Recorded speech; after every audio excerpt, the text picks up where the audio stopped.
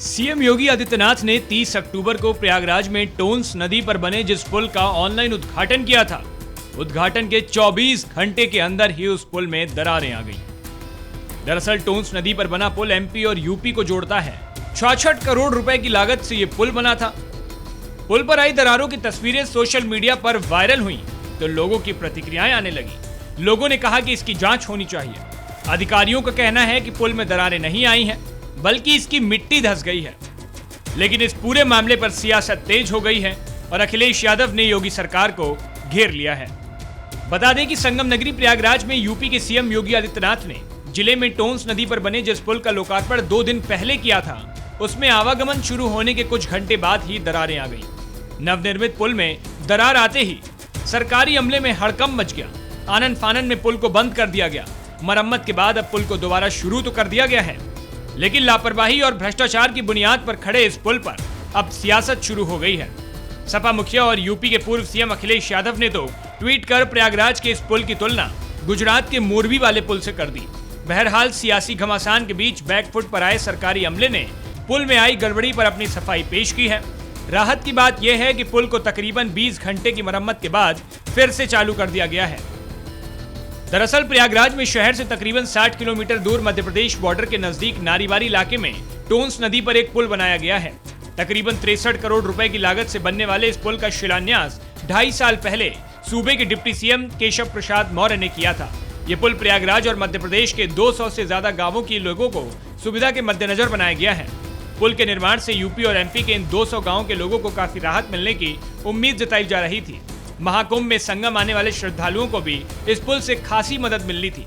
इस पुल का लोकार्पण 2 दिन पहले 30 अक्टूबर को सूबे के मुख्यमंत्री योगी आदित्यनाथ ने प्रयागराज के सोनाव इलाके में आयोजित बीजेपी के दलित महासम्मेलन में किया था।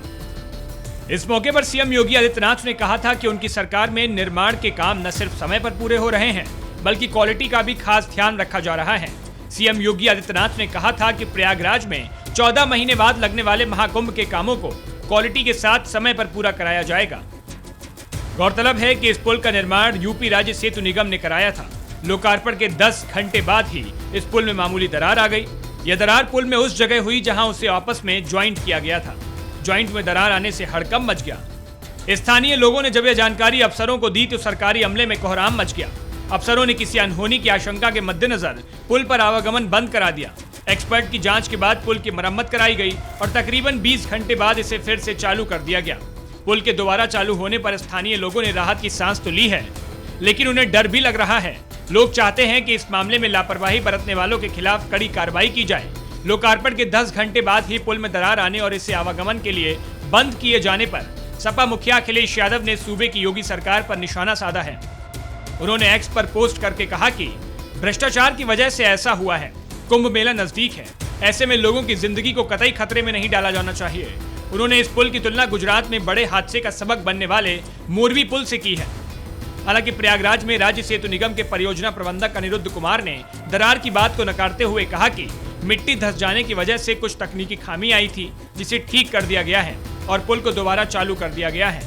अब सवाल यह है कि जो पुल किसी हादसे का सबक बन सकता था, उसे हड़बड़ाहट में आखिरकार क्यों खोल दिया गया और बिना तैयार हुए पुल का लोकार्पण सीएम योगी आदित्यनाथ के हाथों क्यों कराया गया।